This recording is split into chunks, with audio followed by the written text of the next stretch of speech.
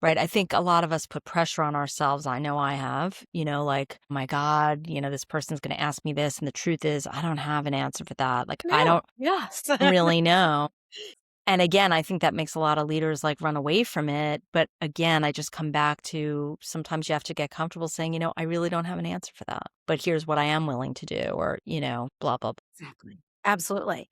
I think that's the key. Like I don't have an answer for that. And I think there's so much trust that can be gained for the leaders if they can get comfortable with that response. And then you can have the accountability that's built in, right? As soon as I do know, or Yeah. as soon as I have information that I can pass on, I'm happy to circle back around and bring that to you, Yeah. right? And that's Yeah. like, okay. And now you can honor your word and truly still show up in a way that people can trust you are going to lead them in the right direction and Yeah. still be there for them. Welcome to the Leadership That Shines podcast, the weekly leadership training show that's built around 3 values that show up in everything we do: impact, influence, and growth. Whether you're leading a team, building a business, or learning to lead yourself first, you're in the right place. I'm your host, Natalie Davis. Let's get into it. Welcome back to the Leadership That Shines podcast. I am your host, Natalie Davis. I'm so excited to be back with all of you. And today's conversation about leadership is one that truly excites me because our guest is going to help take us to a spot where we are looking at leadership from a stance of being challenged to improve and to be better and to also grow. And so I think that's an intersection in our journey as leaders that it should be addressed. Like, how can we feel that challenge and still have that desire to grow? Courtney, welcome to the show. Thank you for having me, Natalie. I'm really excited to be here with you. Absolutely. Well, you have a phenomenal leadership journey yourself. You spent You. years in the financial industry, Yeah. in HR leadership, if I'm getting that Yeah. correctly. You are. And so, Yeah. yep, absolutely. So I'd love to just give you a few moments to share your leadership journey with our listeners so they have a better Sure. understanding of who you are. Sure. So, yeah, I'll jump right into what became my longstanding perch within financial services. I'll start by saying that I'm the child. Don't worry, I'm not going to go too far into the backstory, but I'm the We child of. can, if we need to, if it starts there. I'm not going to go back to year one, but just for context, right? I grew up the child of teachers. I did not grow up in a family that was in business per se of any kind. And that's relevant, at least in part, because I was following a similar path to them. I was studying psychology. I was always very fascinated by human behavior and what makes us tick and how to, make our lives better in one form or fashion. And suffice to say that working on Wall Street or anywhere related to banking or financial services was very foreign to me and the furthest thing from my mind.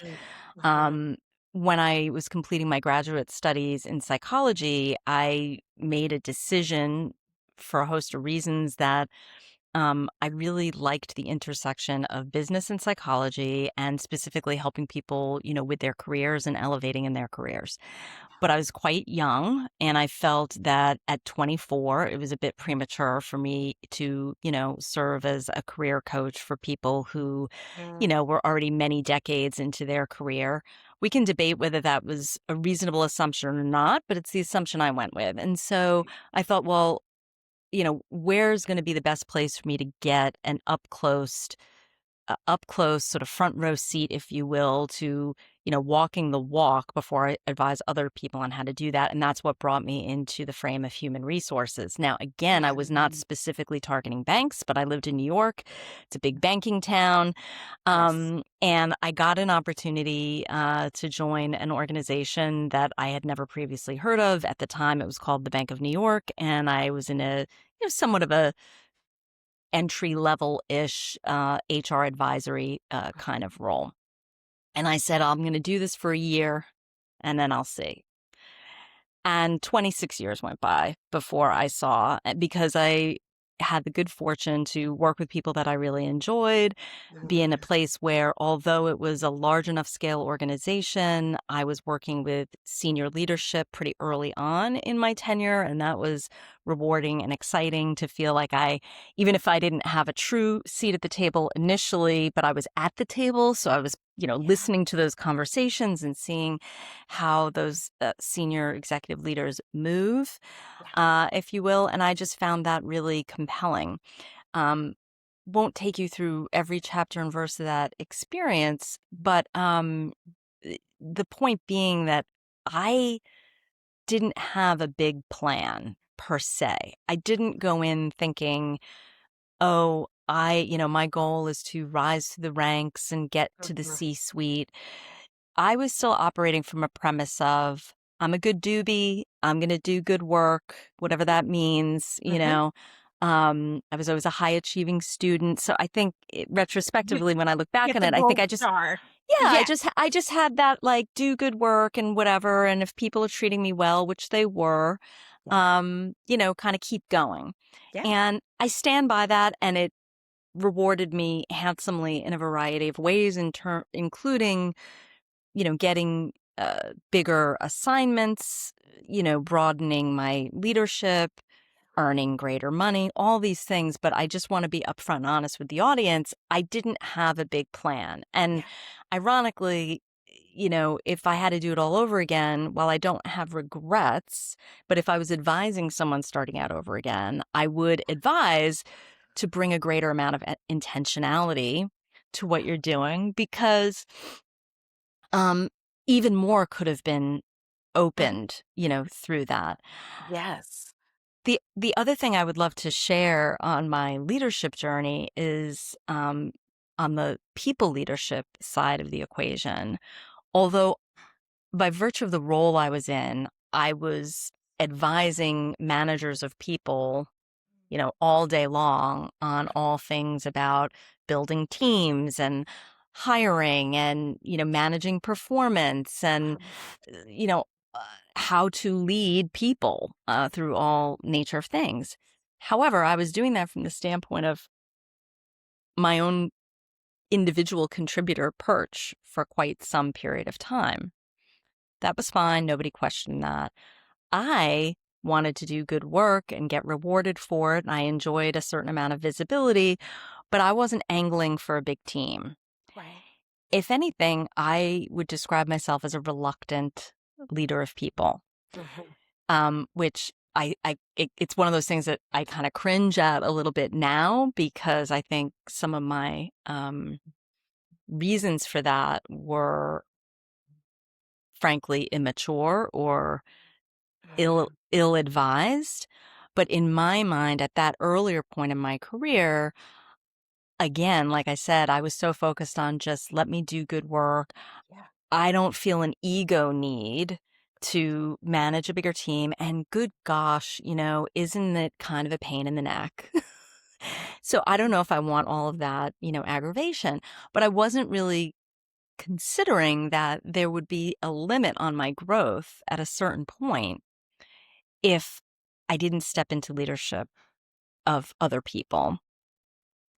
And I got lucky, and I really do consider myself fortunate, because I had people around me who were urging me on to Mhm. take on more, Yeah. and including, a boss slash mentor who forced my hand, more than once to go from managing a couple of people, but also to leading a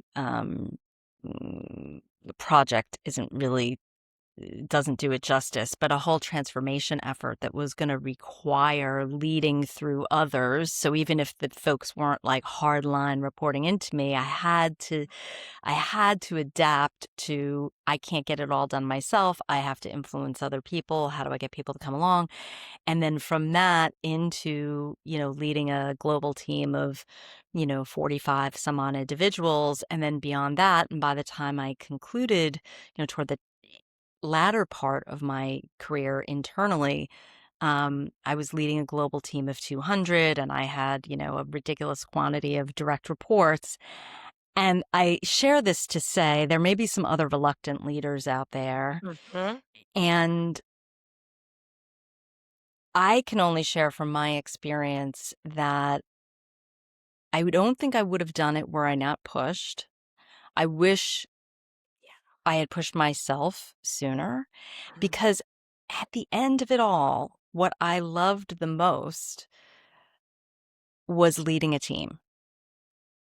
And that was the funny thing that I had kind Yeah. of avoided it, for so long. Yes. I'm not here to tell you that I was perfect at it, by any stretch. Have lots of flaws and I'm sure made many mistakes, but I found it gratifying Yes. to, and not simply from a stature or status standpoint, but I really enjoyed finding other people on my team who I could help grow Mm. and, get them to step into, more for themselves. Yeah. And, it was just fun actually Yeah. working with a group and you realize there's so much more that you can accomplish. So anyway, that might have been more than what you were looking for as an intro, but just to give sort of the big picture, like there were a lot of things in my path that weren't really part of a plan Mhm. that were foreign to my perspective or identity kind of, as a younger person growing up, just because it wasn't in my family. So I wasn't Mhm. really used to it. Yeah. Yep. And I think, what I'm, a lot of it was good fortune and maintaining an openness to whatever showed up. Yeah. And that ultimately worked well for me. Uh, so I'm grateful for that. But there's certainly, I guess, yeah, I wouldn't put it as a big regret, but the thing that lingers for me is, well, if I had even more of a plan or saw for myself what was possible, what even more might I have Yes. accomplished sooner? And so Exactly. that's always, the message that I have for people, especially early on when they're coming up. Like, don't shut yourself off prematurely from what could be possible because of your assumptions about how it has to be, you know? Absolutely. So, yeah. Absolutely. No, Courtney, I think this is huge, especially growing up in a household where your parents were educators, and Yeah. when you get into this space, I mean, you probably went in a direction that was nowhere on their radar, and No, it was not. Honestly, Natalie, you'll laugh, but I mean, this goes to show you some of my own neurosis. I say that obviously with tongue in cheek, but like, you know, m- and not to make it sound, not that my parents were like, martyrs or anything like that, Yes. but they were more drawn to doing things that touched and impacted other people's lives, less Mm, so than a financial reward. And I think I interpreted that as, well, I should only care about making a difference for people and not, like caring about money is like a problem, even though they never quite said that, but that was my yes. interpretation. And point being that when I went and took this job at a bank on Wall Street, like I Exactly. felt like I was like the devil incarnate, like they were going to be like, what have you done? Exactly. They're like, And you're going where? yeah, and of course they weren't thinking it. They were like, "Great, good, have a good time," Yes. But all I'm saying is like that's how far it was from my, Absolutely. awareness. I mean, when I was a senior in college, you know. I was at a school where a lot of the big name firms would come on campus. Again, this is many years ago, Hmm. but to recruit for analyst programs and whatnot. And Yes. I just remember seeing people around me, everyone's in a frenzy. Like it was like this feeding frenzy to go and try to get hired. And I was like, oh, like Yes. Oh, who yes. wants any part of that? Oh, yes. I'm I a little remember bit of that. a Like, late bloomer now. the big names would come on campus and Yeah. people would sign their contracts, right? And so Yes. they would their employment agreements, and it became this buzz, right? Like you wanted to get onto, there's like a list of 6 or however Right. many that were Right. right, and that's that why wouldn't you go there? If you missed that, you were surely, You on the destined to outs for the not rest of your succeed in life. life. Yeah, Exactly. exactly. And I was just like, la la la. I It love worked out it. okay for both of us, but Absolutely. yeah. Absolutely. Well, Yeah. it's funny because as you say it, it actually brought something up for myself. And Yeah. same situation. Both of my parents were nurses. And so Oh, that's the cool. same thing, right? Like Yeah. having the impact, having that human interaction, like how can you make a difference? And also, stability is very important. So, Yes. for me to venture out into the space of entrepreneurship, it's like, what are you doing? Like, Right. where's your pension? I mean, I don't know Right. if that exists anymore, but Right. those are the The things those equivalent. were the Yeah, yeah. conversations that we would have. It's like, Yep. where's your pension? Well, how are Yeah. you going to retire? What does Yeah. life look like? We'll figure it out. Totally. I'm going to make a difference first. Yeah. And you're the one with having the last laugh now, because the Yes. reality is there is no security. There's none. Exactly right. That's exactly right. Well, and I think one of the pieces that I want to go back to is like your fascination with psychology and business, Uh-huh. because I think that has played a tremendous role in terms of your opinion and viewpoint of Yeah. leadership. One Yeah. thing that you shared just as we were preparing for Yeah. today's episode is like the importance of the people on your team to be seen, like to truly be seen Uh-huh. when they're showing up every day. Talk to us a little bit about that. What have you witnessed and experienced, especially leading a global team, in terms of individuals having that desire to be seen in the Y- professional space? Yeah.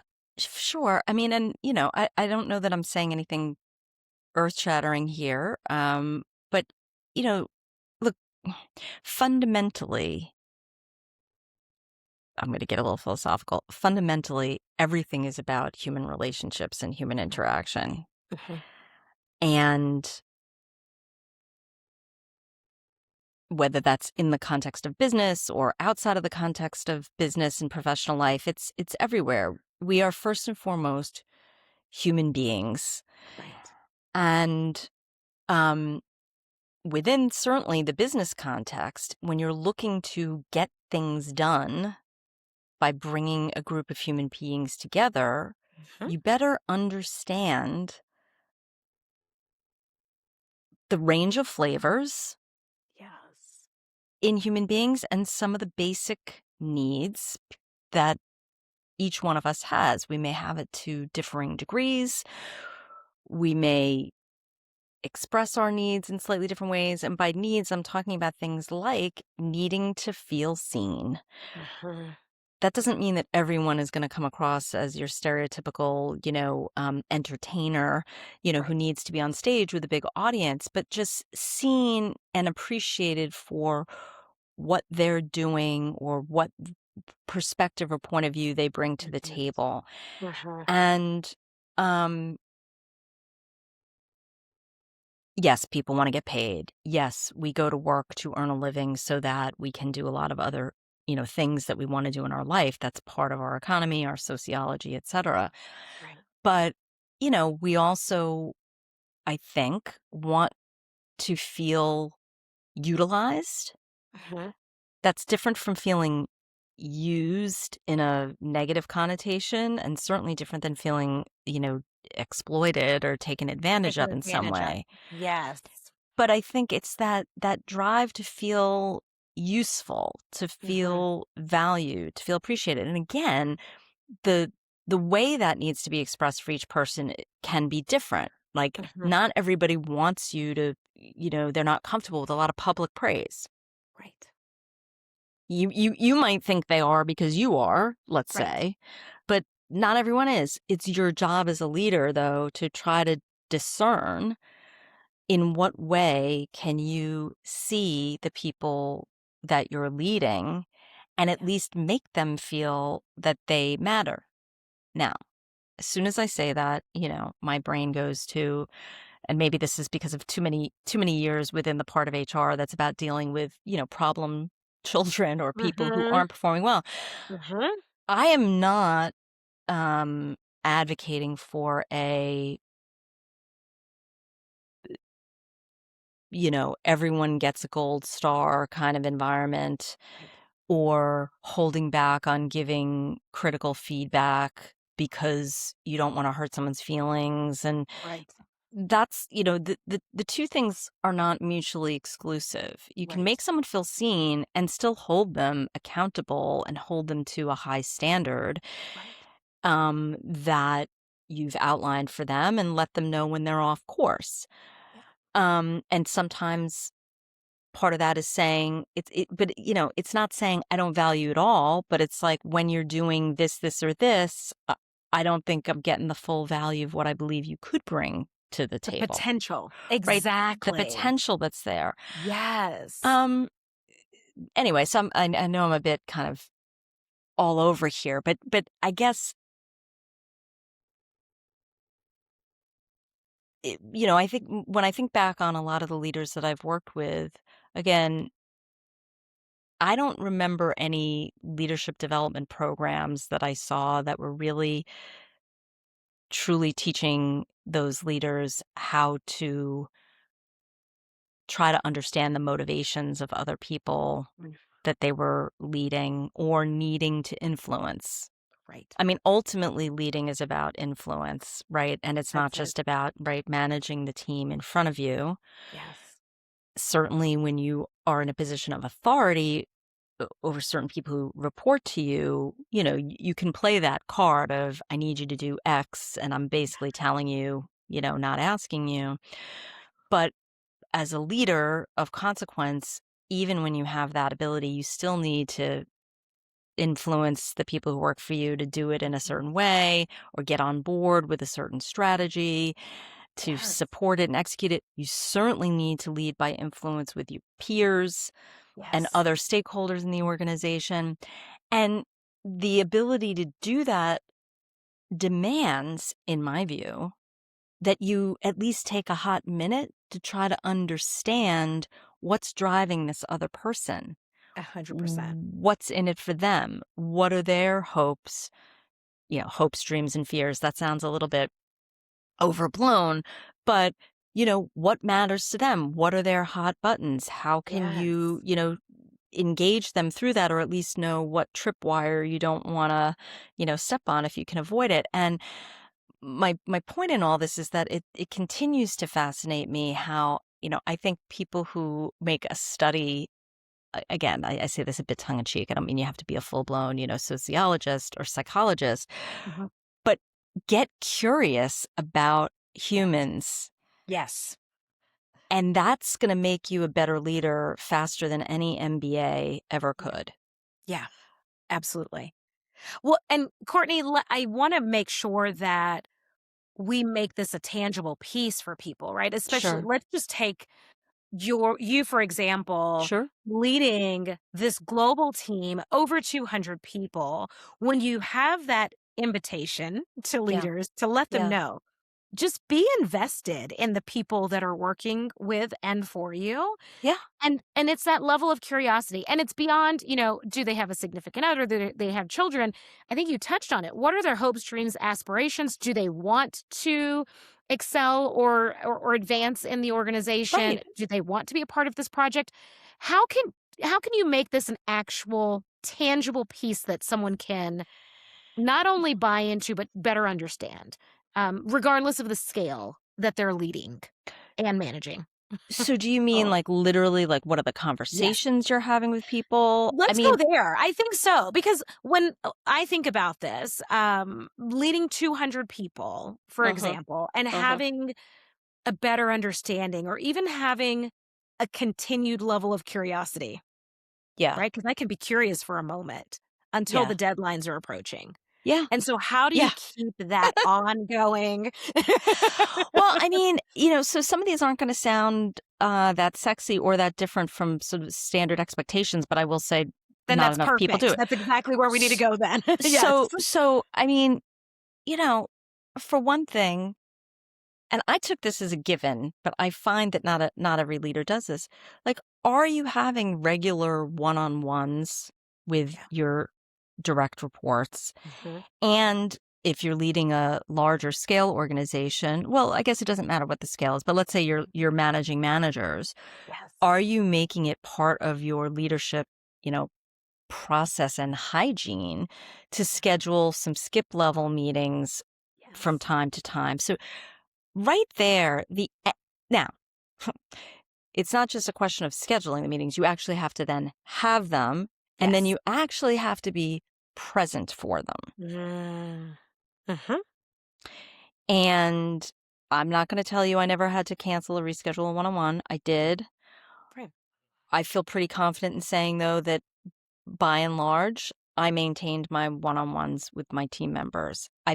Even when it felt like I don't really have the time for this right now. Mhm. Mhm. Yes. Um, because they at least deserve it's and deserve that time with you. As I'm stopping myself because that makes it sound like they get to bask in your glow. That's not what I'm saying.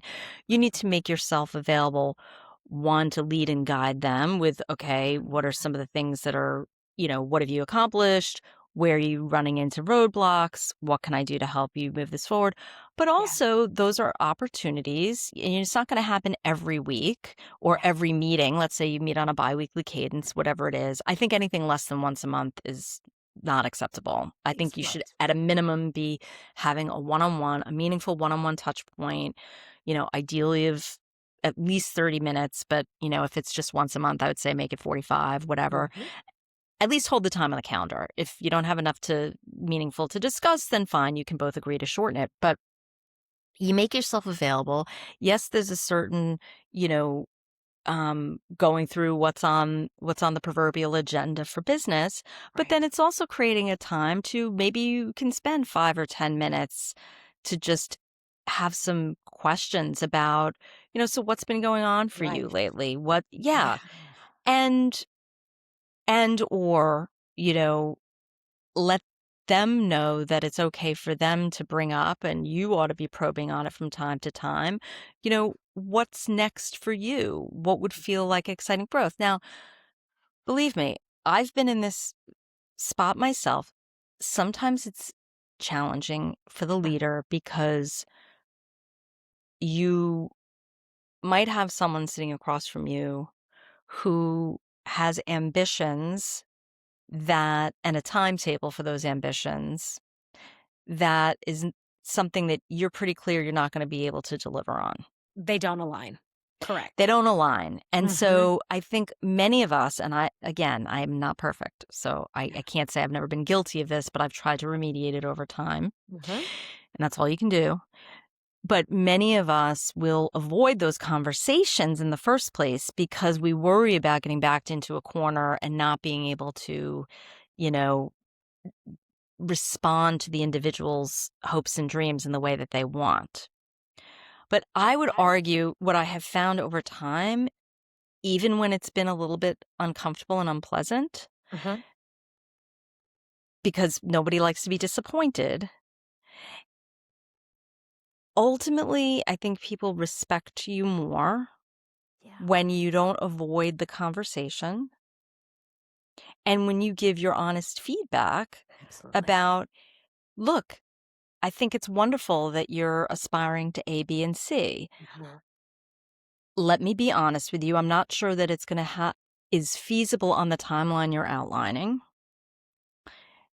Also, these are some things that you are going to want to focus on demonstrating that's going Yes. to make it a greater likelihood that you can step into A, B, and C.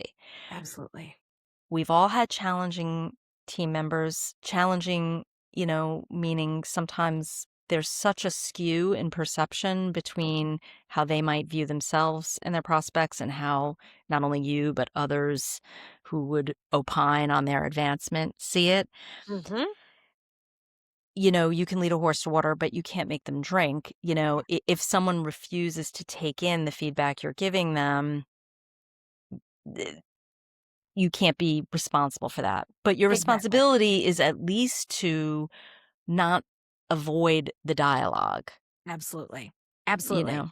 And I think, Courtney, when you talk about that, like that's having those conversations without our own experiences and ego influencing it, but truly having conversation around it from the stance of alignment with the organization and how it's structured. Now, it could be so far out of alignment that it has to happen somewhere else in Yeah, that given time frame, but at least allowing the individual to know here are the things that you can work on to better position yourself. right, And in terms of timeline, let's put that to the side. right, Let's talk about competency and skill set first, and then right. we can talk about time frame.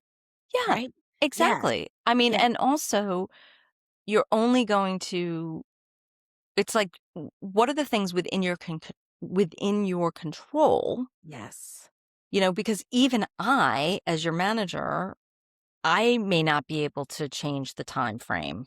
Yeah. You know, maybe I can, but oftentimes I can't, or I can't necessarily single-handedly.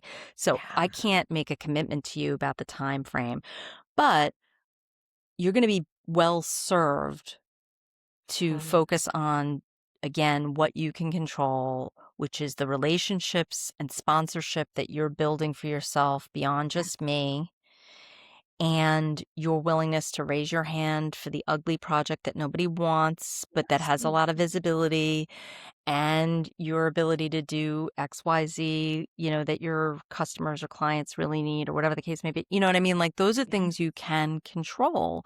Yes. So direct your energy to that. And Mhm. then when the timing hopefully is right, these things come together and you're well positioned for it.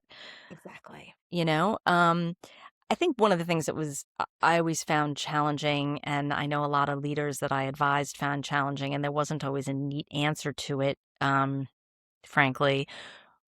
You know, the truth is, and this is what I like about advising people from outside of the construct of the organization, Mhm. I don't have to dance a dance about whether or not they should leave the organization or not. Mhm. Sometimes when you're a leader internally, there's an expectation that you're doing and saying all the things to retain the person, or at least not give the appearance that you're trying to push them out, Right. which most of the time you're not. Right. But you want to be able to speak frankly to the individual and say, look, if the timetable you need is X, Yes.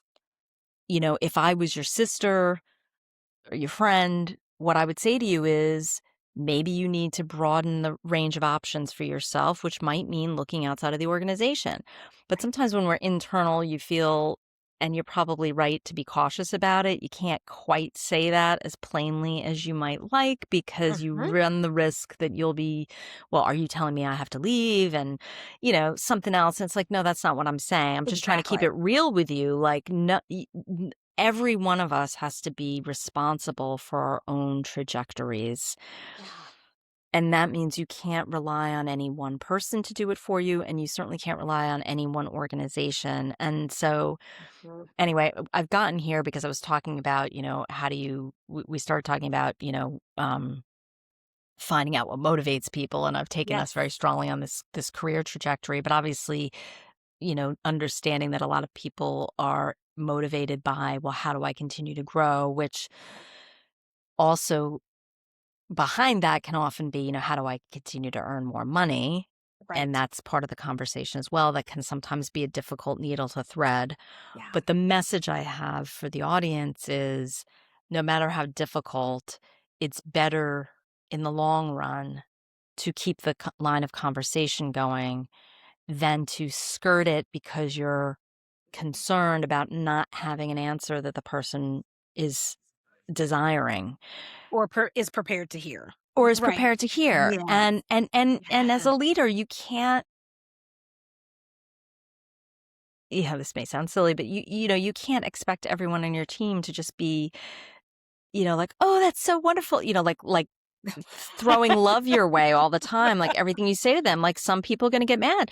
I've had Yeah. this happen with Yeah. people who didn't, I'm thinking of a person in particular, but I only because it was more recent in memory. I'm sure it happened more than once where we had a good working relationship, but then this individual was feeling frustrated about their trajectory and where they were going, and they didn't particularly appreciate, you know, some of my response on that. And that individual, not didn't do anything wildly inappropriate, but there was Mhm. tension there. Mhm. Mhm. And definitely some anger and disappointment. Mhm. That was projected back to me. Yeah. And I had to be like, okay, like I'm not going to tolerate you being disrespectful, Right. but I also have to, you're allowed to feel how you're feeling. Yeah. This is someone I remain friends with to this day. Yeah. Exactly. And I'm sure if we went back, they might say, like, well, I still don't appreciate what you said about, maybe we would always agree to disagree. But I believe that they did respect, I'm putting that in air quotes, like, Mhm. the fact that at least I had the conversation, even if they didn't, Mhm. uh, agree with what I had to say about it. And so, Absolutely. you know, um, yeah, Which I think is effective leadership, Courtney. Those are when you're having those challenging conversations. The other thing that really comes into play here is going back to that curiosity, right? And learning more about the people. yeah, Like when you're able to run those two parallel, right? Like now that I have an understanding that this person has a growing family or their right, lifestyle is changing, like this is why there's a sense of urgency or this importance in terms of how they're going to show up or be a part of the company or the organization, right? It's right, having an understanding of all of the pieces of the puzzle right. so you can have those true, candid, honest, heart to heart discussions, Yeah, especially when the stakes are high. absolutely. Yeah, Absolutely. absolutely. Oh, wow. And Wow. and I mean, I think, and just to build on that also, I would say, again, it's hard because I don't know any leader today who doesn't also have their own very stacked, to-do list, right? It's not Yes, like anyone's got a lot of excess time to just, I can hear it now. It's like, I don't have time to play therapist all day. I'm not asking you to play therapist. exactly. But Yeah. when you're sitting across from someone, are you really listening? Are you really Mhm, being present? And by the mhm. way, if you're finding that the person speaking to you is, you know, I don't know, rambling, wasting time, all this, that's part of the feedback that you need to find a way to give them. Yeah. But, yeah, being curious about, I think you hit the nail on the head, their perspective. Why are they feeling the way they're feeling right now? What's really underneath that? There's usually always something more. And I think as the leader, getting comfortable with the truth that you don't have to have all the solutions, Mhm. right? I think a lot of us put pressure on ourselves. I know I have, like, oh my God, this person's going to ask me this. And the truth is, I don't have an answer for that. I Like, don't I know. don't, Yes. I don't really know. Yes. And again, I think that makes a lot of leaders like run away from it. But Yeah. again, I just come back to sometimes you have to get comfortable saying, I really don't have an answer for that. Yeah.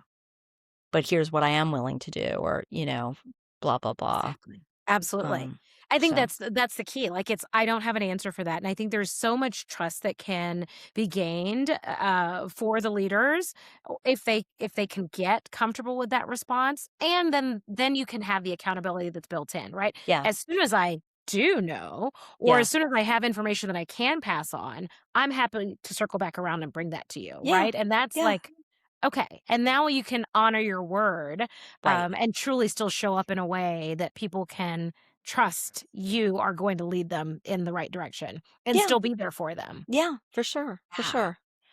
Yeah. Yeah, Courtney, over 2 decades in the financial space yeah, and making your way into ultimately working with executive leaders. And yeah. so now you have transitioned.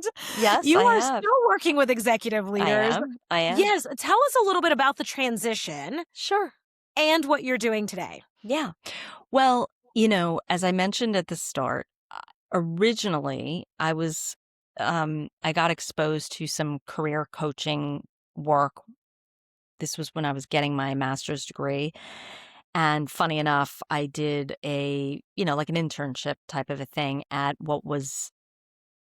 it's now Chase Bank, but it was one of the, banks that got eaten up by Chase over the Mhm. years. Not important Mhm. which one, but at the time, they had an outplacement uh, service that they were running in-house, and I did an internship there. And my point in bringing this up is like I always had this interest in helping people advance in their careers. And so, but remember, I was like, oh, but at 24, and I also looked like I was about 14, which was not so great Mhm. then, better now. But I thought, More I need, grateful for it today than I yeah, I was need, then. Yes. right. I need a little gray hair. Now I have it and I'm not loving that either, but that's a different conversation. Yes. Right. But that's what led me in-house into HR. I just never thought it was going to take me 26 years, but my point is, you're asking me about the transition, the desire to work one-on-one in an advisory capacity with executive leaders Mhm. always remained. Now, I got a lot of that opportunity internally, Mhm. but as I'm sure you can appreciate, it's a slice of what you do on top of a whole bunch of other things. Like I Yes. wasn't sitting there full time, day in, day out, coaching leaders and only focusing on helping them to advance or be better at leadership. Like that was certainly infused into what I was doing, but I was also, running the business of running a function within a large, 50,000 person, organization. So you're more sort of chief operating officer than you are the person who's delivering the service. You know what I mean? Right. So, it was a combination of coming out of COVID, which was, I don't need to tell, everyone on earth knows how draining to say the least, and sort of, Mhm. questioning that whole period made many of us Mhm. burned out in many cases. I think HR professionals, took a pretty significant hit during that period. So coming out of that, having a big 50th birthday Yeah. and saying to myself, I've always had this in the back of my mind, desire, dream, whatnot, to hang out my shingle, as it were. Yeah. And, when do I think I'm going to do that? And while I, certainly am aiming to live a very vibrant and active life for many decades to come, I don't want to wait until I'm 70, let's say, to Right. start this. Right. And so it was that soul searching, that recognition, coupled with me seeing an opportunity to design an exit path. You can read that as Mm. you will, that Mhm. would have enabled me not to forfeit too much of, financial considerations. Yes. um, The power of and intentionality was not lost then. You were Right. I was way more, yeah. I finally got the joke, right? Yes. Like all these years later, I was like, okay, now. And also around this time, I had been participating in some personal development, but also like small business development masterminds. So I was kind of learning on the side and Yeah. getting more of a tangible view of, okay, could I make the living that I desire to make Right. running this myself? And can I get the runway, so to Yeah. speak, financially to be able to start and not, totally have to slash my family's lifestyle? Like, there Yeah. was certainly some belt tightening, there was some debt that was taken on. I'm not going to say there wasn't, but, we can do it a really painful way or a slightly less painful way. So it was like a combination of all those things coming together, Yeah. age Uh-huh. and stage, you know, I think this is the time and I see a path to how I could do this. And so that all culminated in me starting my own consulting firm back in October of 2021. Wow. And I'm proud to say it's been, those 4.5 years, it's been a constant period of growth on a number of fronts, but also the business has continued to grow financially year on year. Nice. And I've learned so much. It's a Uh-huh. very different um, skill set. And you know, identity to go from being in-house and having a whole bunch of resources available to you and knowing that your paycheck is coming every 2 weeks. And while Mhm. there's certainly plenty of selling that we all do, even as W-2 employees, Mhm. it's still different than getting yourself ready to speak to another human being and say, here's what I can do for you and here's what the investment is, and to say that with integrity and, a straight face and actually realize that, oh wow, someone's going to, pay me for this. Like it's just Mhm. such a big transformation. Um the reward though, far exceeds just financial reward. Yeah. It's the ability to focus my energy and efforts more more intentionally and more pound for pound. How I'm spending my time is more Mhm. focused on working with individual leaders on crafting their either their bounce back from a Yeah. fall, which a lot of people experience Yeah. at one point or another, or people who are feeling like, okay, I've achieved a lot. In the financial services world, the title of managing director is like the one that a lot of folks talk about, like, I want to achieve managing director. Mhm. But someone achieves that and they've still got, 20 plus years left in their career. And they're like, okay, now what? Right. And, I work with a lot of leaders at that level who are ambitious for more, but maybe haven't quite identified what that more is, and or they Um, just feel blocked. They feel stagnant. They feel like they're kind of hovering at this level and maybe they want to go up a bit more. So, um, that's what I'm focused on, working with individuals in either of those situations yeah. to bring that greater level of intentionality Mhm. to what it is they want to do, and then deconstructing and then create deconstructing the levers and learning how to move the levers that they need to put themselves in the best position they can to Yeah. keep elevating to that proverbial next level of what they Next level. want.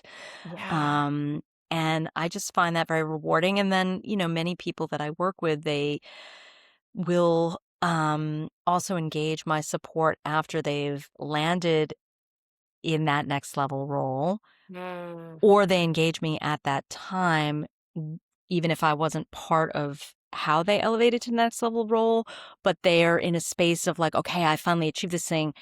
I want to do it right. Yes. I don't want to screw it up, but I Yeah. also know there's a high premium on me, or premium is maybe the wrong word, but I know enough to know that I need to give the appearance that I've Yeah. got this covered. Yes. But the truth is, I have self-doubt. I have questions. I'm not totally sure. Who can I speak with who Yes. gets it, Mhm. who's been there, done that, understands that world and that language, but who is going to be the confidant that I need to be the sounding board, to be the advisor, to be the coach, to help me make the most of this opportunity that I've been given. Because as you Yeah. know, those roles are increasingly lonely, and Mhm. you're not getting the full unvarnished truth from everyone around you because you got a lot of people who are telling you what you want to hear, Exactly. or you've got competitive peers Yes. who, can be wolves in sheep's clothing. Not to say that everyone is, but like, Yeah. and the language of feedback is, things are just much more subtle. So it's about, how do you decode the politics, and how do you, keep showing up with your game face on every day, even when maybe internally you're not fully feeling it. So that's the work that I just love to do. That's awesome. That's Yeah. awesome. And Courtney, sometimes those are those subtleties that occur, just when you reach that those positions, when you're Yeah. looking at senior executive and C-suite individuals, you're exactly right. Like where do you go? Who can you turn to? And the ability to not take some of those subtleties personally, because Yeah. that will continue to feed into your doubts, the reservations you have, right? Like that Totally. internal dialogue that's constantly playing that is there to Totally. remind us of maybe you made the wrong choice at the right time or Right. vice versa, right? Yeah. Yes. Totally. Totally. Yeah. Yeah. Yeah. Yeah. Yeah, I just feel very blessed to be able to be a partner to someone in those phases because I know Yeah.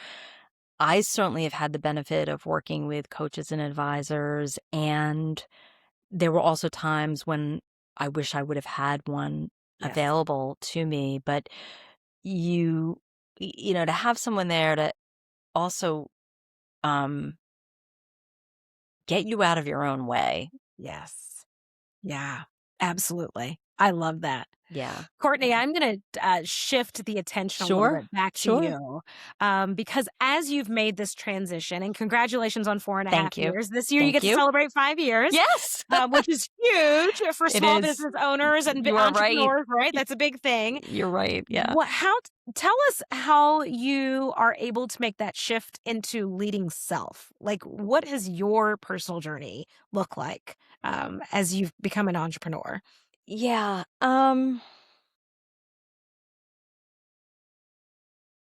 yeah, that's a really good question. I think this is where a lot of the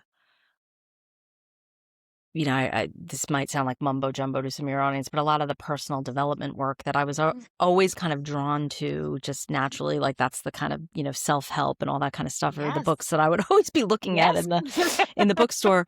Um, but, Oh, no, these you know, listeners get it. I'm definitely that person. So they've heard okay, it so you before. get it. So go right Yeah. ahead. Yes. So, I mean, a lot of the work that I had been doing leading up to my transition out of corporate and being an independent business owner, um, I think helped me make that transition. Mhm. Um, and so much of it was around getting comfortable, trusting that I could figure things out. Mhm. This is another thing about me that I think in retrospect, I wish I had adapted to this earlier in my life. Again, I did very well, all Yep. told. So, Yep. no regrets from that standpoint. But I think for a really long time, even within the more structured corporate environment, Mhm. I was still operating from a frame of reference of like anyone who's in the hierarchy ahead of me, higher on the ladder, Mhm. they know things that I don't know. And sometimes that's true, but not always. Exactly. Or, well, in order to do so and so's role up here, I need to know A, B, C, and D, and that's not true either. Like you learn by doing. Yeah. And so the transition for me was already happening, I think, within the context of my corporate leadership roles, where, Mhm. again, I'm so grateful to this manager slash mentor of mine who she took a chance on me. Yes.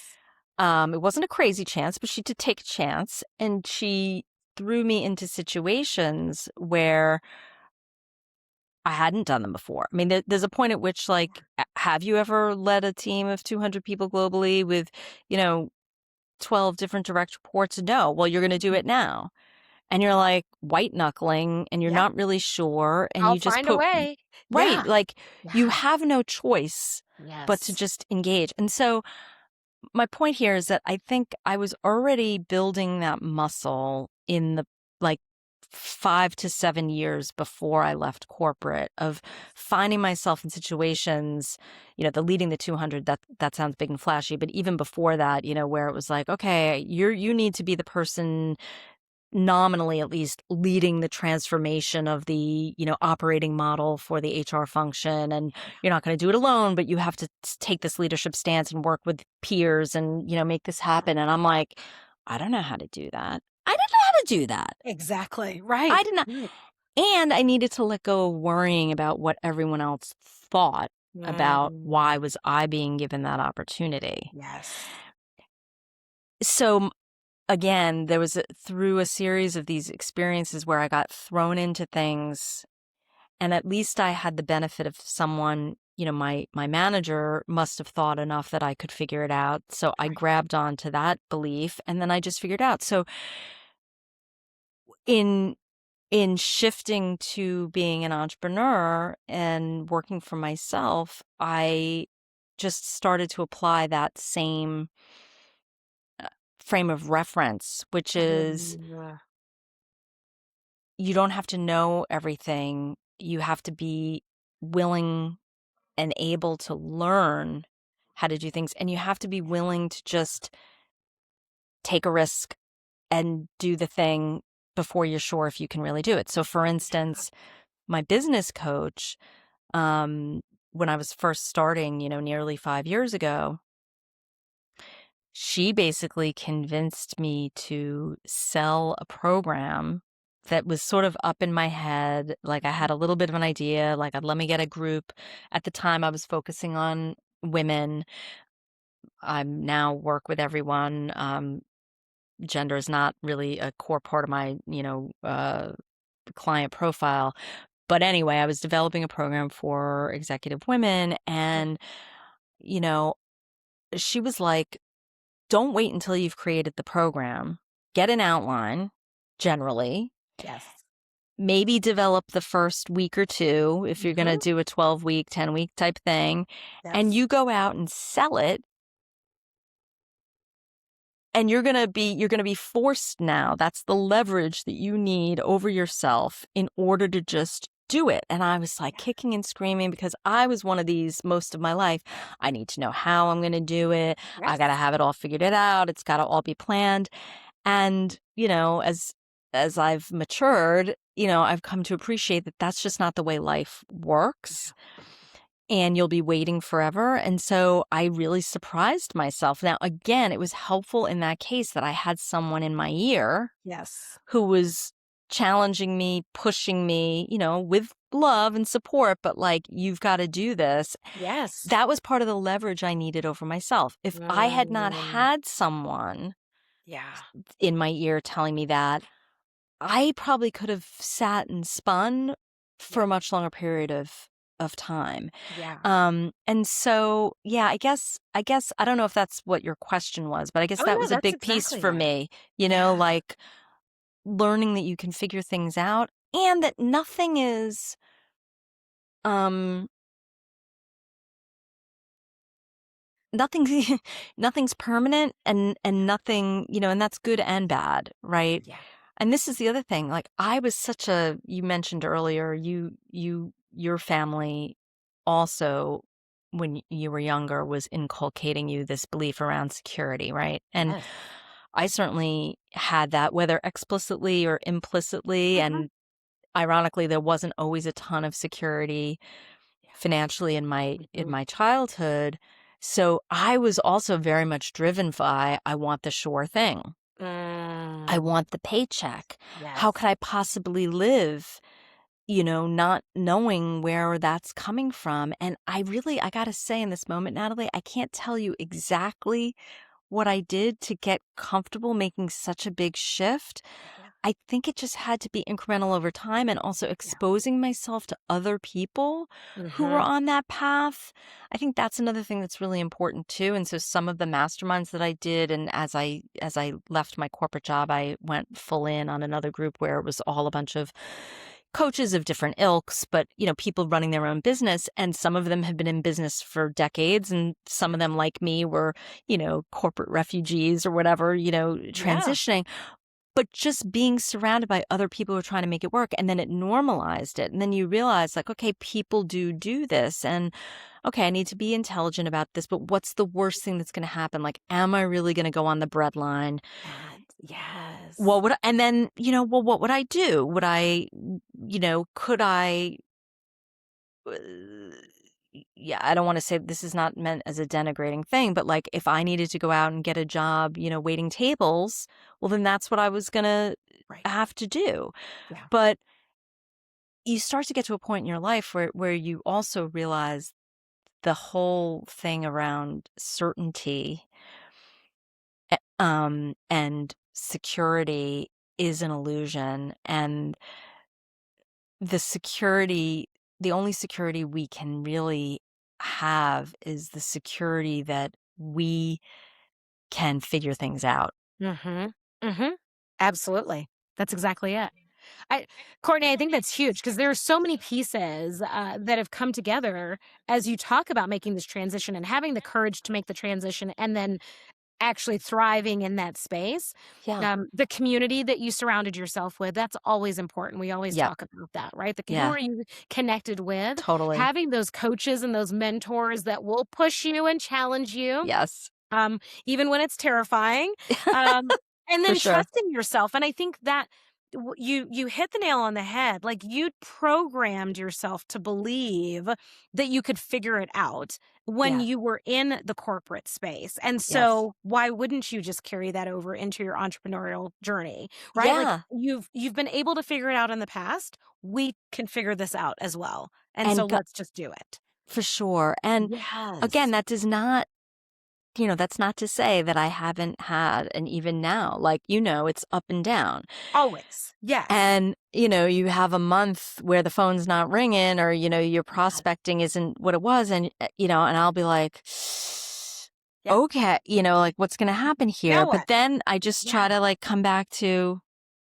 okay, what can I do to get into productive action around this?